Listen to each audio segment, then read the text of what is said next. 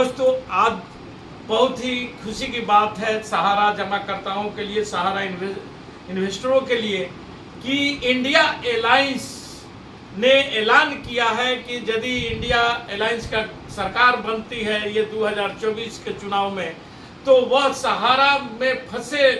तमाम निवेशकों के पैसे को वापस करने का काम करेगी, चाहे उसके लिए उसे सहारा की सारी संपत्तियां बेचनी पड़े या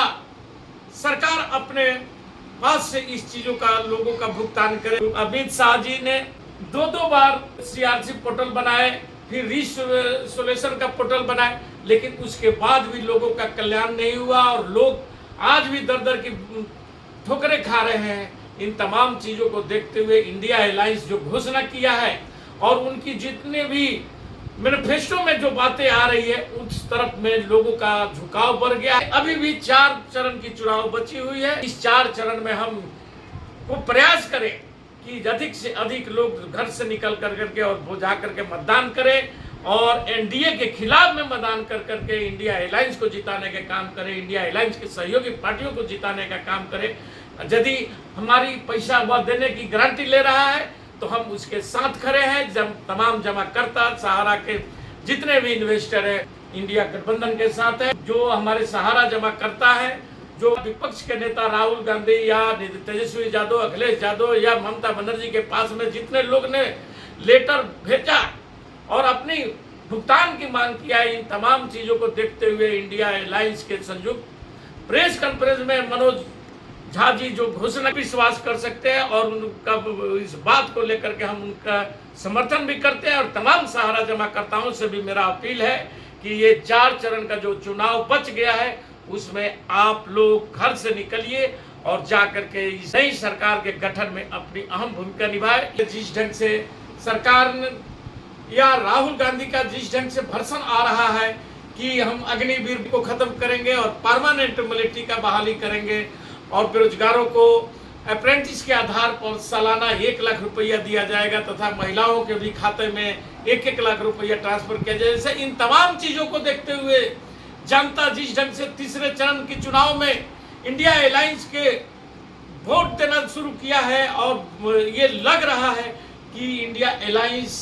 ये 2024 के चुनाव जीत करके सरकार में आ रही है और इससे मोदी और अमित शाह तथा आरएसएस को इससे काफी ही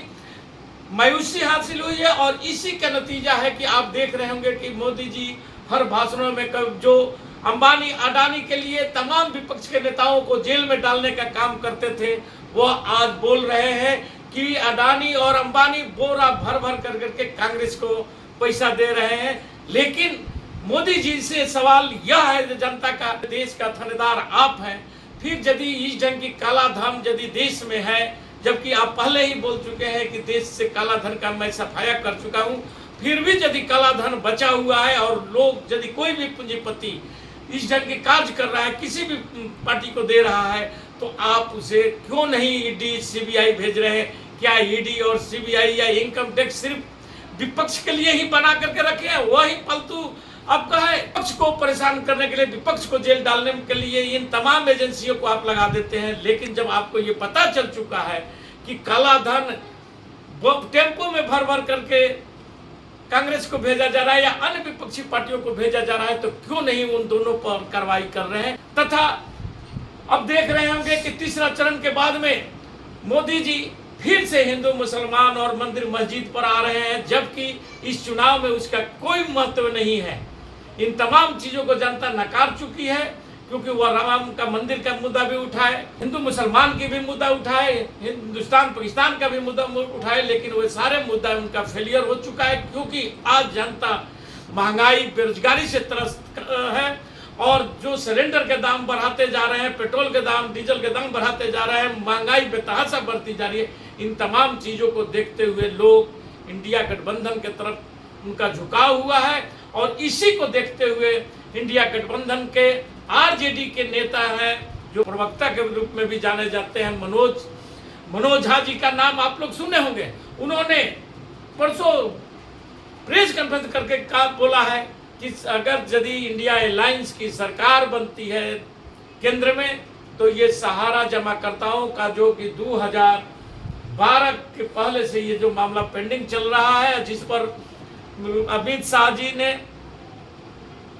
दो बार उस पर सीआरसी पोर्टल बनाए, फिर रिसोल्यूशन का पोर्टल बनाए, लेकिन उसके बाद भी लोगों का कल्याण नहीं हुआ और लोग आज भी दर दर की ठोकरें खा रहे हैं। इन तमाम चीजों को देखते हुए इंडिया अलायंस जो घोषणा किया है और उनकी जितने भी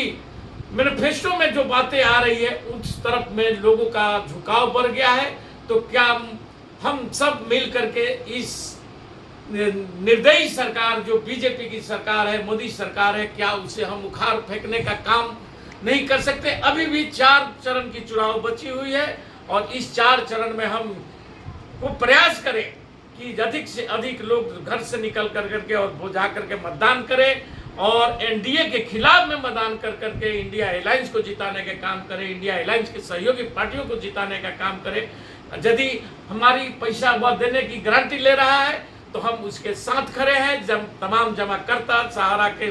जितने भी इन्वेस्टर हैं, वे लोग तमाम